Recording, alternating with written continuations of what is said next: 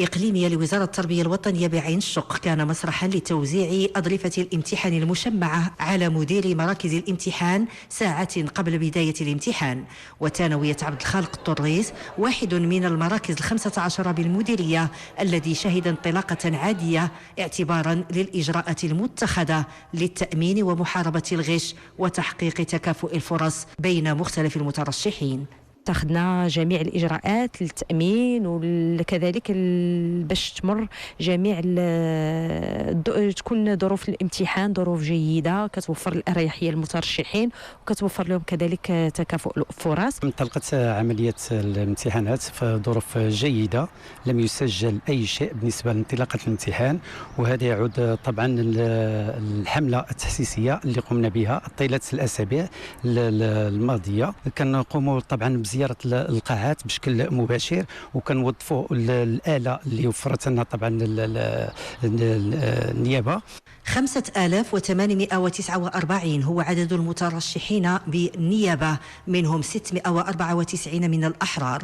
المسلك الممتحن في هذا المركز علوم فيزيائية، وهي أول مواد الامتحان 3 ساعات للإنجاز يستحضر فيها التلاميذ ما ركموه من تهيئ واستعداد. الامتحان كان شويه صعيب الفيزيك، ولكن الحمد لله داكشي اللي كنا خادمين هو اللي تحط لنا. مع الصيام ما حسيناش به كاع، ما الجو شويه بارد هنا في كاز. كانت الاجواء مزيانه، كانوا حادين، وغير بالنسبه لي انا جاني الشيمي ساهل، ولكن الفيزيك حطوا شويه قاسي. الحمد لله داز في اجواء مزيانه، وما كان لا حالات غش لا والو، كان مزيانه داكشي.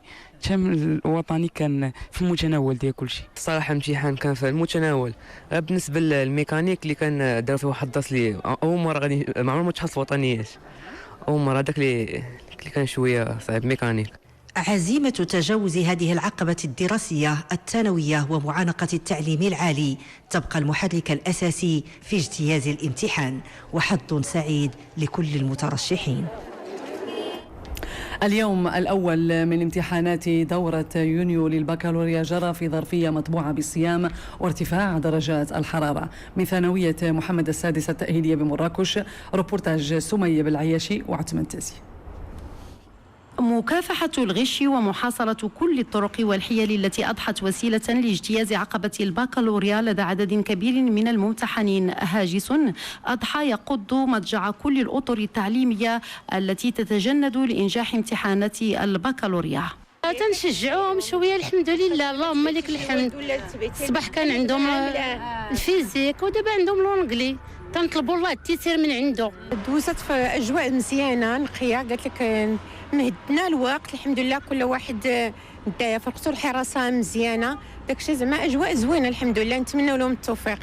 إجراءات مكافحة الغش هاته أعطت أكلها على صعيد المؤسسة، حيث أبدى المترشحون البالغ عددهم حوالي 400 مترشح التزاما كبيرا وقبولا بشروط اجتياز الامتحان. لحد الآن يبدو أن الأمور تسير بشكل مستحسن، حيث هناك تراجع واضح لحالات الغش بالمقارنة مع السنة الماضية، وحتى أيضا في الأساليب المعتمدة. وقعوا له واحد الالتزام أنهم ما يجيبوش الهواتف النقالة، وقعوا التلاميذ اللي عندهم فوق من 18 سنة واللي عنده أقل من 18 سنة وقعوا الوالد ديالو. هكذا وفي غياب عمليات الغش اتسمت أجواء الامتحان بهدوء وسكينة انعكست بالإيجاب سواء على الممتحنين أو على المكلفين بحراستهم.